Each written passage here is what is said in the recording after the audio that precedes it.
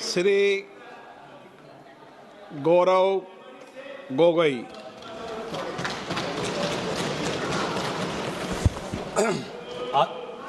आदरणीय अध्यक्ष महोदय, मैं वंदे मातरम के 150वीं जयंती पर इस महत्वपूर्ण चर्चा में भाग लेने के लिए खड़ा हूं और अपने वक्तव्य के शुरुआत में मैं बंगाल के उस पवित्र भूमि को नमन करना चाहता हूं जिस भूमि से ईश्वर चंद्र विद्यासागर आए, राजा राम मोहन रॉय जी आए, बंकिम चंद्र चटर्जी आए, स्वामी विवेकानंद जी आए, औरबिंदो घोष जी आए, खुदीराम बोस आए, कबीर नजरुल इस्लाम जी आए, रविंद्रनाथ टैगोर जी आए और सुभाष चंद्र बोस जी आए। वाकई में बंगाल की इस पवित्र भूमि में एक अद्भुत ताकत है। जिस भूमि ने हमारे देश को ना सिर्फ हमारा राष्ट्रगान दिया, लेकिन राष्ट्रगान के साथ हमें राष्ट्रगीत भी दिया। और कहीं ना कहीं मैं इस समय पर, क्योंकि स्वतंत्रता सेनानियों का उल्लेख किया गया, स्वतंत्रता संग्राम का उल्लेख किया गया, उस समय के कवि, लेखक जिन्होंने ऐसे शब्दों का प्रयोग किया, ऐसे कविताएं रची, ऐसे गीत रची, जिन गीतों के साथ, जिन शब्दों के प्रेरणाओं के साथ लाखों के तादाद पर स्वतंत्रता सेनानियों ने अंग्रेजों का जुल्म सहने की ताकत मिली। वे ऐसे शब्द थे, वे ऐसे गीत थे। वंदे मातरम, रविंद्रनाथ टैगोर जी के Where the mind is without fear, वो गीत झंडा ऊंचा रहे हमारा, वो गीत सरफरोशी की तमन्ना, वो गीत विद्रोह, वो गीत इंकलाब जिंदाबाद, वो स्लोगन करो या मरो, जय हिंद सत्यमेव जयते, भारत छोड़ो। ऐसे कई नारे थे, ऐसे कई गीत थे, जिन गीतों ने, जिन शब्दों ने हमारे स्वतंत्रता संग्राम में हमारे भारत के समाज को ताकत दी। वंदे मातरम के इतिहास की और उसके जन्म की बात आदरणीय प्रधानमंत्री मोदी जी ने की। हाँ, जो मंगल पांडे का जो विद्रोह था, उस विद्रोह के विफलता के बाद भारत में एक बेचैनी थी और अंग्रेजों का जुल्म और बढ़ गया था। और ऐसे वक्त में 1872 में बंकिम चंद्र चटर्जी ने, जो पूरे बंगाल में जो रेनेसांस चल रहा था, जो भाषा के संदर्भ में जो एक क्रांति चल रही थी, उस क्रांति में वो भी एक महत्वपूर्ण धारा थे। जिस क्रांति में राजा राम मोहन रॉय भी थे, जिस क्रांति में ब्रह्मो समाज भी था। और उन्होंने 1872 में वो पहले दो पंक्ति लिखे जो आज हमारे राष्ट्रगीत के भाग में हैं। 1872-75 के बाद लगभग 9-10 सालों के बाद उन्होंने आनंद मत लिखा, जहां पर उन दो पंक्तियों में उन्होंने और कई पंक्तियां जोड़ी। और आनंद मत के संदर्भ में लिखा गया,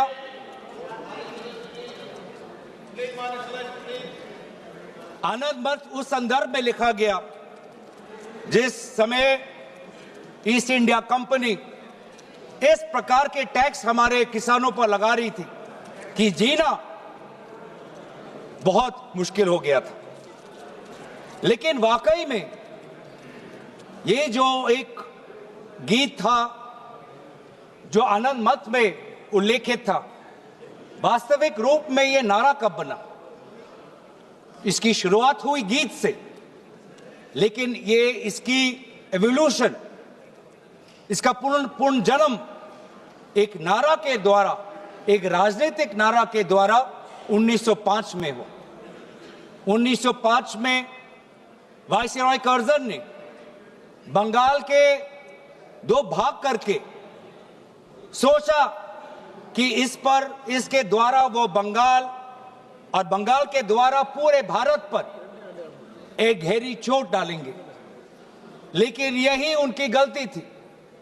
अगर मैं देखूं कि आधुनिक स्वतंत्रता संग्राम में वो कौन सा पल था जिस पल से भारत के स्वतंत्रता संग्राम में एक नई ताकत आई, वो 1905 के उस स्वदेशी आंदोलन से था।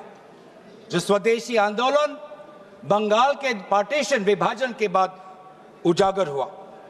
और उसमें जैसे इतिहास में हमने पढ़ा है कि अरबिंदो घोष जी को एक ताकत मिली, वंदे मातरम का वो जर्नल, और उसके द्वारा जुगांतर पार्टी के द्वारा ये मैसेज गया कि हमें भारत को एक नई दृष्टि से, एक नई ताकत से, एक नई मंथन के द्वारा हमें विद्रोह करना है।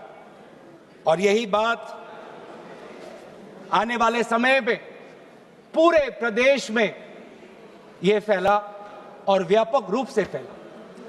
और इस पूरे वंदे मातरम की जो यात्रा है, इस यात्रा को अध्ययन करना बहुत जरूरी, कि कहीं बंगाल के भाषा के क्रांति से निकला ये गीत, जो 10 वर्ष बाद आनंद मत के नॉवल में इसमें और पंक्तियां जोड़ी गई, बंगाल में एक राष्ट्र नारा बना 1905 में। और ऐसी प्रेरणा मिली जिस प्रेरणा से पूरे भारत में वो व्यापक रूप से प्रचारित हुआ।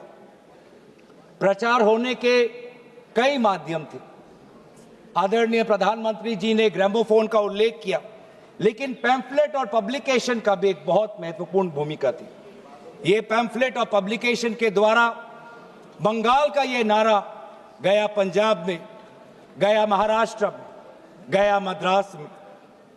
ट्रांसलेशन के द्वारा आदरणीय सुब्रमण्यम भारती ने जिस प्रकार से 1905 में इसकी ट्रांसलेशन की, 1908 में इसकी ट्रांसलेशन की, तो कई जगह पे ये कन्नड़ में, तमिल में, तेलुगु में, अलग अलग भाषाओं में आनंद मत और आनंद मत के द्वारा पूरे वंदे मातरम की जो व्याख्या है, जो मूल भाव है, पूरे देश में फैला। खुदीराम बोस जी का उल्लेख यहां पे किया। और हां, जिस प्रकार से कोर्ट ट्रायल्स हुए, सिर्फ खुदीराम बोस जी का नहीं, अरबिंदो घोष जी के भी कोर्ट ट्रायल से पूरे देश को यह दृश्य दिख रहा है कि किस प्रकार से वंदे मातरम के द्वारा हमारे स्वतंत्रता सेनानी ब्रिटिश का विद्रोह कर रहे थे। और फिर सिर्फ स्वतंत्रता सेनानियों के बीच नहीं रहा, एक व्यापक रूप से ये छात्रों के बीच में ये समा गया।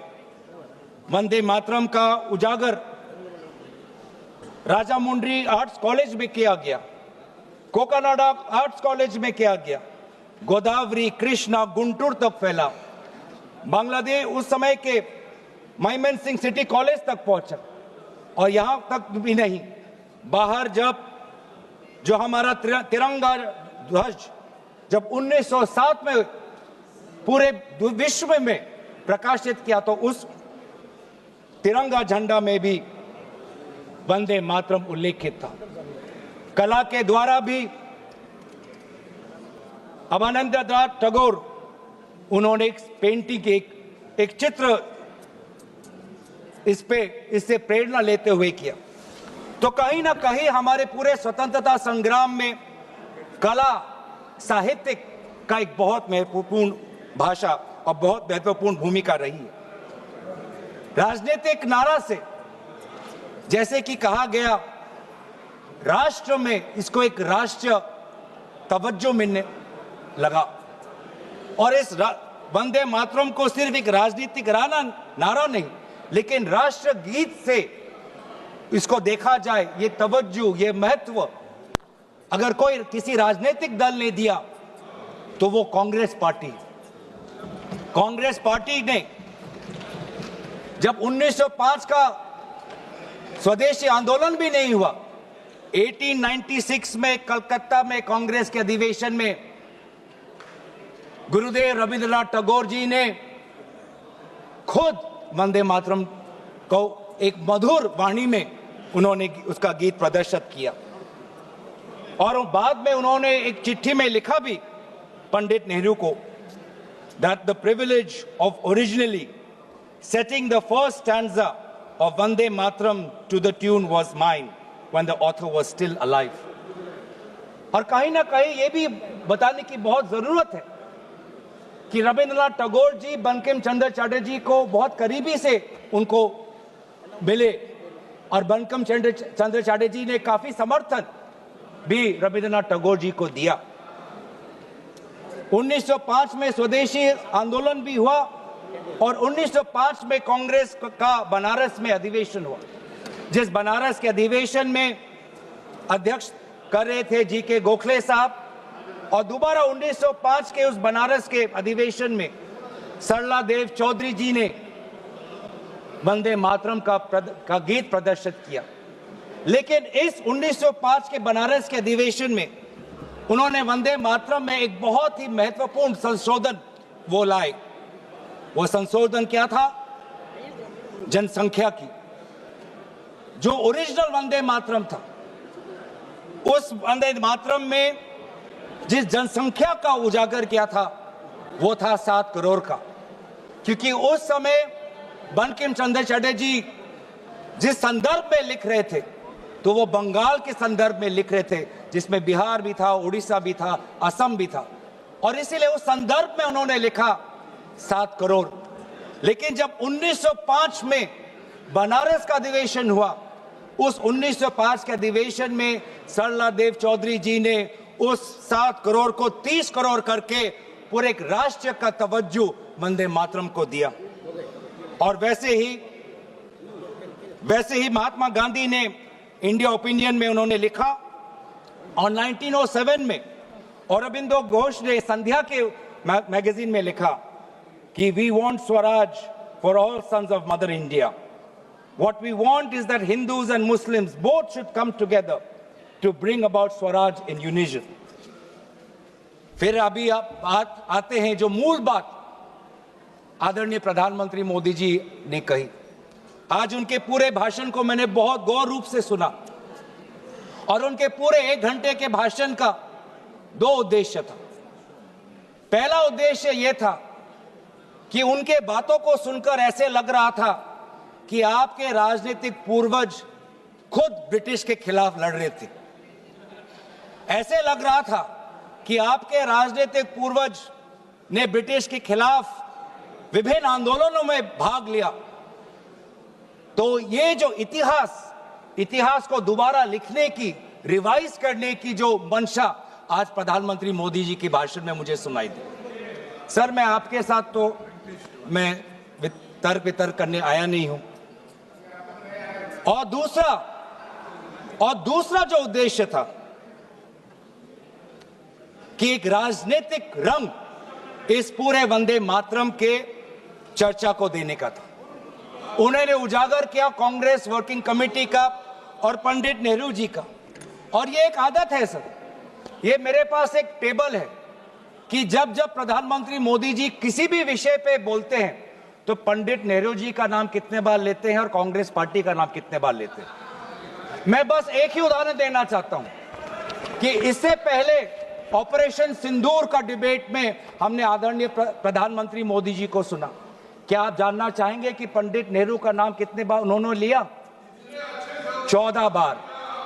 ऑपरेशन सिंदूर पे 14 बार उन्होंने पंडित नेहरू का नाम लिया। और कांग्रेस पार्टी का कितने बार? 50 बार।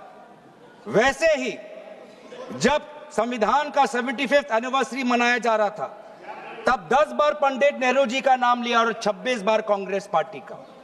उस प्रकार से जब 2022 में जब राष्ट्रपति अभिभाषण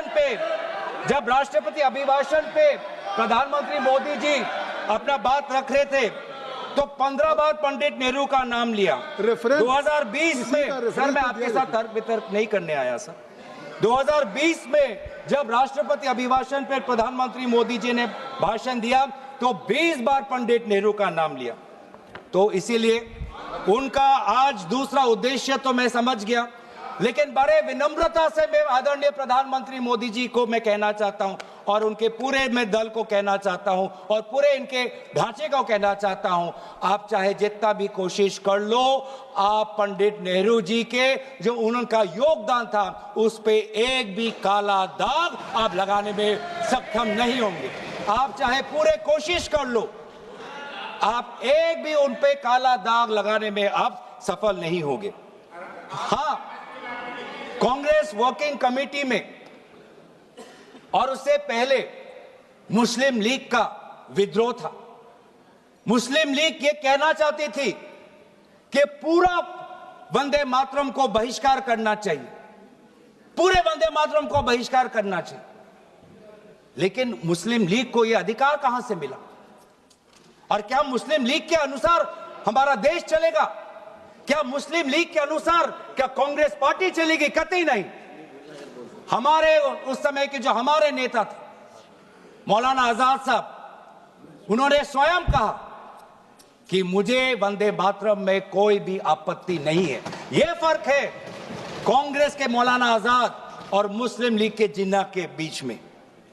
और उन्होंने लाख कोशिश करने के पश्चात भी, लाख दबाव डालने के पश्चात भी 1937 के कांग्रेस वर्किंग कमेटी में के सेशन में यह निर्णय लिया गया कि जहां पर भी नेशनल गैदरिंग होगी वहां पर हम शुरुआत में वंदे मातरम के पहले दो पंक्तियों को हम गाएंगे।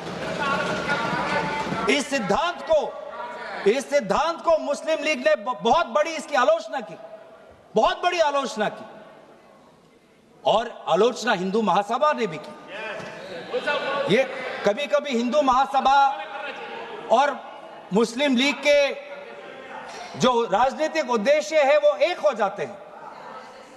हिंदू महासभा और मुस्लिम लीगों ने दोनों वंदे मातरम को एक विशेष राजनीतिक रूप से देखा और मुस्लिम लीग और हिंदू महासभा ने दोनों ने कांग्रेस पार्टी की आलोचना की। लेकिन कांग्रेस पार्टी अगर चलेगी तो किसी हिंदू महासभा या किसी मुस्लिम लीग के नहीं, भारत के जो हमारे आबादी है, भारत की जो हमारी जनसंख्या है, भारत में जो वंदे मातरम के जो मूल भाव है उसके साथ मूल भाव। आप बार बार वंदे मातरम की आप बात कर रहे थे आदरणीय प्रधानमंत्री जी। वंदे मातरम किस संदर्भ में लिखा गया? ब्रिटिश के विद्रोह में वंदे मातरम का नारा कब लगाते थे? जब हम ब्रिटिश के अंदर हम खौफ पैदा करना चाहते थे। वंदे मातरम का नारा कब लगाते थे? जब हम ब्रिटिश को बताना चाहते थे कि हम डरेंगे नहीं, हम झुकेंगे नहीं। तो यह था मूल भाव वंदे मातरम का, ब्रिटिश के विद्रोह करने का। मैं पूछना चाहता हूं कि आपके राजनीतिक पूर्वजों ने वंदे मातरम की इस मंशा को आपने कब पूरा किया? कब आपने ब्रिटिश का विद्रोह किया? कब किया? आप वंदे मातरम का उद्देश्य था कि ब्रिटिश को के बीच में डर फैलाना। मैं पूछना चाहता हूं कि आपने उस मंशा को कब पूरा किया? 1937 की आप बात करते हैं और 1937 में आपको आपत्ति है, तो मैं पूछना चाहता हूं कि 1942 में जब भारत छोड़ो आंदोलन था तब आपके राजनीतिक पूर्वज कहां थे? अगर आपको लगता है कि वंदे मातरम के साथ कांग्रेस पार्टी ने उसको दुर्बल करने की एक साजिश की, तो मैं पूछना चाहता हूं कि आपने जब वंदे मातरम का जो मूल उद्देश्य था कि अंग्रेजों भारत छोड़ो, तो उस भारत छोड़ो के आंदोलन में आप लोग कहां थे? क्या इतिहास गवाह नहीं कि आपके राजनीतिक पूर्वज में उनका नाम नहीं लेना चाहता, कि उन्होंने खुद कहा था कि इस आंदोलन में भाग नहीं लेने का। खुद बोलते थे, दूसरे खुद उन्होंने कहा कि इस आंदोलन में भाग नहीं लेना। और बंगाल में आपके जो राजनीतिक आपके गुरु हैं, मैं उनका नाम भी लेना नहीं चाहूंगा, पर उन्होंने भी खुद कहा था कि भारत छोड़ो आंदोलन में भाग नहीं लेना चाहिए। तो अब वंदे मातरम की बात करते हैं, स्वतंत्रता सेनानियों की बात करते हैं, प्रोपेगेंडा करने की कोशिश करते हैं। जो कांग्रेस वर्किंग कमेटी पंडित नेहरू ने जी के सबके साथ जो विचार विमर्श किया, उसमें सब शामिल थे। उसमें शामिल थे रविंद्रनाथ टैगोर जी, जिन्होंने स्वयं कहा कि जो पहले दो स्टैंजाज हैं वो इतने मधुर हैं, उसमें इतनी ताकत है, जो पूरा सारांश है वंदे मातरम का वो पहले दो स्टैंजाज में। और पंडित नेहरू जी ने भी उस वर्किंग कमेटी में कहा, उस रेजोल्यूशन में, पंडित नेहरू जी को मैं कोट करना चाहूंगा, the words Vande Mataram became a slogan of power which inspired our people and a greeting which ever reminds us of our struggle for national freedom। ये है पंडित नेहरू जी और कांग्रेस पार्टी की मूल भाव वंदे मातरम के पक्ष में। और जिस मुस्लिम लीग ने कहा कि पूरे वंदे मातरम को बहिष्कार करो, उस मुस्लिम लीग को दोबारा करारा जवाब हमने हमारे कॉन्स्टिट्यूएंट असेंबली में दिया 1950 में 24 जनवरी को, जब संविधान की जो बैठक हुई थी उसके अंतिम दिन पे हमने कहा कि हम मुस्लिम लीग की बात नहीं सुनेंगे, हम वंदे मातरम को नेशनल सॉन्ग का हम ये तवज्जो हम देना चाहेंगे। और यही हमारे बंगाल के प्रति हमारा आभार था कि उसी कॉन्स्टिट्यूएंट असेंबली में कहा, यह सिद्धांत लिया गया कि जन गण मन हमारा नेशनल एंथम होगा और वंदे मातरम हमारा नेशनल सॉन्ग होगा। और ये पूरे सिद्धांत के साथ कौन कौन इसके साथ सहमत थे? राजेंद्र प्रसाद जी सहमत थे, सी राजागोपालाचारी जी सहमत थे, जीबी पंत साहब सहमत थे, मौलाना आजाद जी सहमत थे, रविशंकर शुक्ला जी सहमत थे। तो ये है आज इतिहास। वास्तविक में अगर मैं बोलूं कि आपके पार्टी ने कभी बंगाल को समझने की कोशिश ही नहीं की। सत्ता के लालच में आपने कभी बंगाल को समझा ही नहीं। बंगाल की भक्ति को सर, मैं उनके साथ तर्क वितर्क नहीं करने आया। पॉइंट ऑफ ऑर्डर, मैं उनके साथ तर्क वितर्क नहीं करने आया। सर, मैं तर्क वितर्क नहीं रहा और मैं ये करना नहीं चाहता। पॉइंट ऑफ ऑर्डर है, ये स्पीकर का डायरेक्शन 114 और 115 ये इतिहास को गलत करे। जब भारत अलग हो गया सर, भारत का विभाजन हो गया, मुस्लिम लीग ने जब पाकिस्तान बना दिया 15 अगस्त 1947 को, जब भारत और पाकिस्तान का बंटवारा हो गया, तो मुस्लिम लीग किस कॉन्स्टिट्यूएंट असेंबली में था जिस 24 जनवरी 1950 की वो ये डिबेट है सर। अगर आप मुझे बोलने देंगे तो मैं इनसे कहूंगा कि जैसे हमने आदरणीय मोदी जी को सुना, आप भी सुनने का धैर्य रखें। धैर्य की कमी मत दिखाइए, संयम की कमी अब मत दिखाइए। हमने संयम दिखाया, हमने धैर्य दिखाया, अब आपकी बारी है। आपने बंगाल को कभी समझा नहीं, आपने बंगाल की भक्ति को नहीं समझा, आपने बंकिम चंद्र चटर्जी को नहीं समझा। बंकिम चंद्र चटर्जी की जो विचार थे, ये पूरा जो विज्ञान को लेके जो उनके विचार थे, एक फ्री इंडिया को लेके जो उनकी विचार थी, आपने नहीं समझा। आपने रविंद्रनाथ टैगोर जी को नहीं समझा। आपके लिए तो सब कुछ बांग्लादेशी। रविंद्रनाथ टैगोर जी ने 1905 में अमार सोनार बांग्ला लिखा। आप इतिहास नहीं जानते, आपने रविंद्रनाथ टैगोर जी का इतिहास नहीं पढ़ा। और जब कहीं आपको अमार सोनार बांग्ला आपको सुनाई पड़ता है तो आपको सिर्फ बांग्लादेशी सुनाई पड़ता है। लेकिन जिस समय वो लिखा गया, बंगाल के पार्टीशन में जो दुख, जो वेदना, अमार सोनार बांग्ला, मेरे जो सुनहरे बंगाल के प्रति जो भाव था, उसको आपने नहीं समझा। आप कभी दिल्ली में अगर बंगाली भाषा सुनते हैं तो उसको भी बांग्लादेशी कह देते हैं, उसको भी आप बांग्लादेशी कह देते हैं। जो वास्तविक में बंगाल लोगों की जो समस्या है, असम में बंगाल लोगों की जो डी वोटर की समस्या है, आज 10 साल आपका डबल इंजन हो गया, आपने असम में डी वोटर की समस्या को समाधान नहीं किया। असम में बंगाल के लोग आज अपने आप को भारतीय नागरिक कहना चाहते हैं, लेकिन आपने ऐसा कानून लेके आए हैं, आप असम में बंगाल के लोग अपने आप को भारतीय नागरिक नहीं, अपने आप को बांग्लादेशी का प्रमाण सरकार को देना पड़ रहा है। ये है आज। इसीलिए ना आप बंगाल को समझे, ना आपने राष्ट्र को समझा। ये हम कह रहे हैं ना राष्ट्रगीत, इसमें जो राष्ट्र है, आपने कभी राष्ट्र को समझने की कोशिश नहीं, क्योंकि ये राष्ट्र जो है एक संघीय ढांचे पर निर्भर है और इसमें कई प्रकार के राष्ट्रभक्ति हैं। आज अगर भारत एक मजबूत राष्ट्र है, वो इसलिए है क्योंकि इसमें ना सिर्फ बंगाल की राष्ट्रभक्ति समाई हुई है, इसके साथ तमिल की भी राष्ट्रभक्ति समाई हुई है, इसके साथ असम की राष्ट्रभक्ति समाई हुई है, इसके साथ पंजाब की राष्ट्रभक्ति समाई हुई है, इसके साथ केरल की राष्ट्रभक्ति समाई हुई है, इसके साथ कर्नाटका तेलंगाना की राष्ट्रभक्ति समाई हुई है, इसके साथ नागालैंड उत्तर पूर्वांचल की राष्ट्रभक्ति समाई। लेकिन आपने कभी समझा ही नहीं। हमारे सारे प्रदेशों की राष्ट्रीय भक्ति समाई हुई है, तब जाके भारत को हम एक मजबूत राष्ट्र बना सकते हैं। आपने कभी हमारे राष्ट्र में धर्म अनेक, वो आप ले लीजिएगा अखिलेश जी, आप ले लीजिए। हमारे राष्ट्र में धर्म अनेक, हमारे राष्ट्र में भाषा अनेक, हमारे राष्ट्र में प्रांत अनेक, लेकिन हमारे राष्ट्र में राष्ट्र ग्रंथ सिर्फ एक, वो है हमारे भारतीय संविधान। वो है हमारे भारतीय संविधान। पैगंबर अनेक, धार्मिक ग्रंथ अनेक, मंदिर अनेक, लेकिन राष्ट्र निर्माण के संदर्भ में सिर्फ एक ही ग्रंथ, वो है संविधान। और इस संविधान की सुरक्षा हम आज भी कर रहे हैं।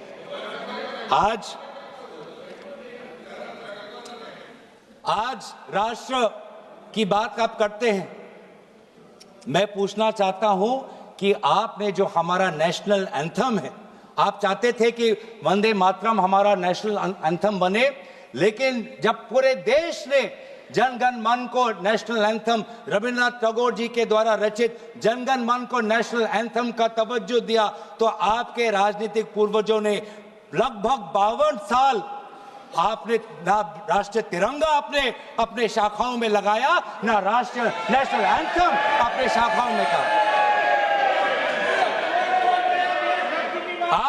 आप राष्ट्र की बात करते हो, ना नेशनल एंथम को आपने तवज्जो दी, न भारत के तिरंगा को आपने तवज्जो दिया। आप क्या राष्ट्र की बात करते हो? लेकिन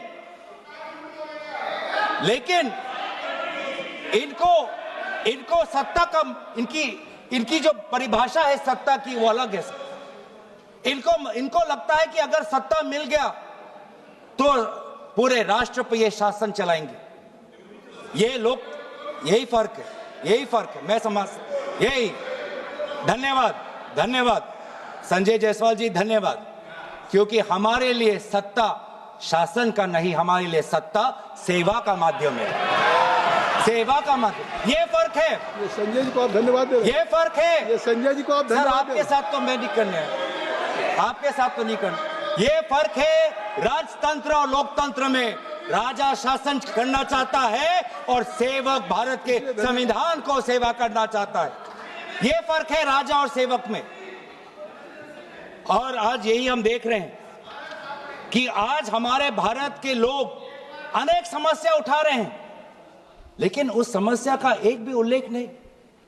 सर, आज अगर हम राष्ट्र की बात कर रहे हैं, राष्ट्र के प्रति हमारे भक्ति की बात कर रहे हैं, राष्ट्र के प्रति आपकी सेवा के लिए धन्यवाद। सभापति महोदय, थोड़ा मुझे सुनिए। सभापति महोदय, मुझे हम राष्ट्र के प्रति हमारे कर्तव्य की बात के प्रति हमारे कर्तव्यों की हम बात कर रहे हैं। आज सदन पहली बार भारत के राजधानी में बम विस्फोरण हुआ, एक बार भी उसका उजागर आदरणीय प्रधानमंत्री मोदी जी नहीं किया। हम 150वीं जन्म जयंती वंदे मातरम की मना तो रहे हैं, लेकिन क्या हम आज वर्तमान के भारत को सुरक्षा दे पा रहे हैं? क्या हमने दिल्ली के राजधानी में हमारे दिल्ली वासियों को हमने सुरक्षा दी? क्या हमने जम्मू कश्मीर में हमारे वहां के पर्यटकों को सुरक्षा दी? ये काम, ये क्या, ये कर्तव्य नहीं है? हम कैसे मनाएंगे? ये वंदे मातरम भी चर्चा पर है सर, विकसित भारत की बात कर सकते हैं तो वर्तमान की बात भी कर ही सकते हैं। 2047 की बात कर सकते हैं तो 2025 की बात भी कर सकते वंदे हैं। मातरम के 150 वर्षों की यात्रा का आज आलोचना तो आज हम सुरक्षा की बात करते हैं, आज हम सुरक्षा की बात करते हैं। किसी की आलोचना नहीं की आज सभापति महोदय, प्रधानमंत्री ने किसी की आलोचना नहीं की। सभापति महोदय, सभापति महोदय, तो इसलिए वंदे मातरम तक सभापति महोदय, अगर वास्तविक में अगर 150वीं जन्म जयंती वंदे मातरम का पालन करना है तो हमें सुरक्षा देना होगा, स्वास्थ्य की सुरक्षा देनी होगी। आज दिल्ली में, पूरे उत्तर भारत में, गंगा तट पे जितने भी लोग हैं, किसान हो, श्रमिक हो, आज वो वायु प्रदूषण के कारण आज उनका वो सांस नहीं ले पा रहे। आज आप देखिए कि हमारे सीमाएं सुरक्षित है। पहलगाम के बाद आज पाकिस्तान के जो फील्ड मार्शल है वो हमारे अमेरिका के राष्ट्रपति के साथ बैठते हैं। पाकिस्तान और अमेरिका के बीच में और करीबी बात आ गई है और करीब हो गए हैं, और आप लोग उस पर कुछ नहीं कह रहे। आज करेंसी, जब आपने एक टाइम पे कहा जब करेंसी बढ़ती है तो उम्र का उजागर है, आज तो भारतीय करेंसी। सर, मैं आपके साथ, मैं ऑपरेशन सिंदूर की चर्चा हो चुकी है, उस पर आप लोगों ने भी किया था और स्पष्ट कर दिया था। मुझे लगता है आज वंदे मातरम की 150 वर्षों की यात्रा है, आज इसको अगर इस चर्चा को किसी आरोप प्रत्यारोप से या विवादों से ऊपर रखें तो ज़्यादा अच्छा होगा। सर, 150वीं जयंती तो वर्तमान में मना रहे हैं, तो वर्तमान में भारत के प्रति जो हमारे कर्तव्य है उसकी बात ना करें तो हम कैसे करें? और इसीलिए आज करेंसी, जिस करेंसी का आपने उजागर किया कि करेंसी जब बढ़ती है तो किसी का उम्र का उदाहरण मिलता है, आज तो 100 तक पहुंच गया करेंसी।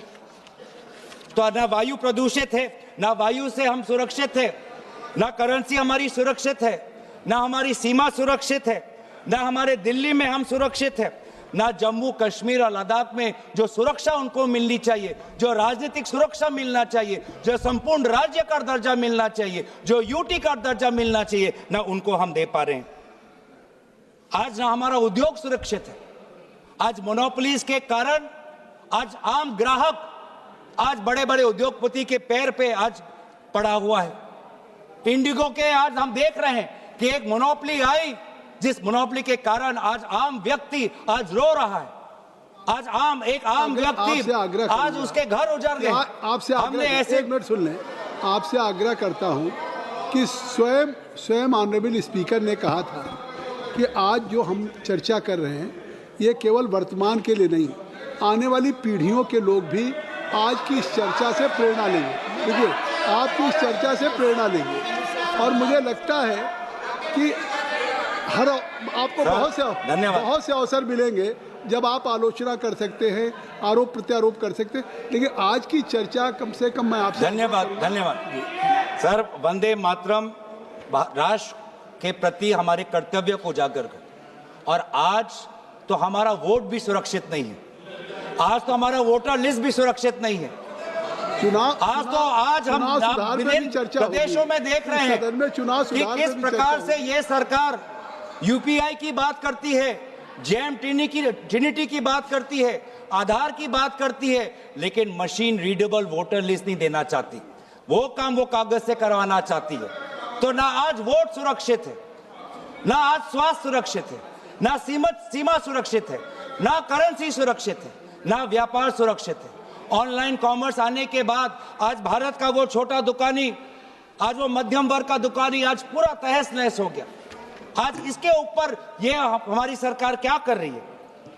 लेकिन ये सरकार सवाल से डरती है, चर्चा से डरती है, और ये चाहती है कि अगर ये संस्थाओं को इन्होंने अगर कैप्चर कर लिया, आपने चर्चा संस्थाओं इतनी अच्छी शुरू की थी, और अगर आप अपने चर्चा के भाषण करें तो वाकई वो चर्चा देश के लिए एक अच्छी आपने की, लेकिन अब उस चर्चा को मुझे लगता है वहाँ तक रखिए सीमित। तो सर, मैं तो अपने विषय पे रहूंगा, मैं अपने विषय पे रहूंगा। ये सरकार ये समझती है कि अगर इन्होंने संस्थाओं को जकड़ लिया तो भारत की जो हमारी जो सोच है, भारत के जो हमारे जो मूल्य हैं उनको भी जकड़ लेंगे, उनको भी कब्जा कर लेंगे। ये होने नहीं वाला। आप भले जुडिशरी को कब्जा कर सकते हो, आप भले निर्वाचन आयोग को कब्जा कर सकते हो, आप भले इनकम टैक्स को कब्जा कर सकते हो, आप भले ईडी को कब्जा कर सकते हो, लेकिन भारत के आवाम की लोकतंत्र, इसको जुडिशरी पे जो आलोचना हो रहे हैं ये कार्रवाई का हिस्सा नहीं होगा। भारत के संसदीय कार्य राज्य मंत्री माननीय अर्जुन राम मेघवाल जी, जुडिशरी पे कब्जे करने वाली बात ये कैसे कह रहे हैं साहब? ये जुडिशरी पे, ये न्यायपालिका पे अपमान है। सुप्रीम कोर्ट ये क्या कह रहे हैं? ये कोई नोटिस दिया है क्या चर्चा करने के लिए? जुडिशरी पे हमने उसको कार्रवाई के हिस्से से निकाल दिया। हाँ ठीक है, ओके बोलिए। तो सर ये आज हमारे भारतीय नागरिकों के आम जो अधिकार है उनको भी कब्जा करना चाहती है। जो वोट देने का अधिकार, जो स्वतंत्र विचार का अधिकार, किसी से प्रेम करने का अधिकार, अपने अनुसार विचार रखने का अधिकार, सरकार को आलोचना करने का अधिकार, सरकार को सवाल पूछने का अधिकार, इन अधिकारों को भी ये छीनना चाहती है। और अगर यह इन अधिकारों को छीनना चाहती है तो ये बंकिम चंद्र चटर्जी के काल्पनिक जो कल्पना के अनुसार जो भारत के जो सपना देखा था उसके विरोध में वो जा रहे हैं। जो रविंद्रनाथ टैगोर जी ने जो एक फ्री इंडिया का जो एक कल्पना की थी उसके विरोध में जा रहे हैं। तो इसीलिए आज ब्रिटिश तो रहे नहीं, लेकिन ब्रिटिश का divide and rule policy follow करने वाले आज भी कुछ राजनीतिक ताकत आज भी है। जिस प्रकार से ब्रिटिश ने सेडिशन का कानून इस्तेमाल कर भारत के वैचारिक जो हमारी स्वतंत्रता है उसको पकड़ने का काम किया, आज भी ऐसे कुछ राजनीतिक ताकत है जो सेडिशन के कानून के द्वारा हमारे ही नागरिकों को जेल में रख रही है। तो इसीलिए आज हम उन ताकतों को कहना चाहते हैं कि हमारी पार्टी और विपक्ष की पार्टी और इंडिया अलायंस भारत के हम आम नागरिक के साथ खड़े हैं। और हम आज भी प्रतिबद्ध हैं कवि रविंद्रनाथ टैगोर जी के उस वो महान पंक्ति के प्रति, जिन पंक्तियों को मैं अंत में उजागर करते हुए मैं अपने भाषण को समाप्त कर दूंगा। Where the mind is without fear, where the mind is without fear and the head is held high, where knowledge is free, where the world has not been broken up into fragments by narrow domestic walls, where words come out from the depth of truth, where tireless striving stretches its arms towards perfection, where the clear stream of reason has not lost its way into the dreary desert sand of dead habit, where the mind is led forward by thee into ever-widening thought and action, into that heaven of freedom, my Father, let my country awake। इन्हीं पंक्तियों के प्रति हम हमेशा कार्यबद्ध रहेंगे और यही कहते हुए मैं अपनी वाणी को समाप्त करना चाहता हूँ। धन्यवाद। जय हिंद।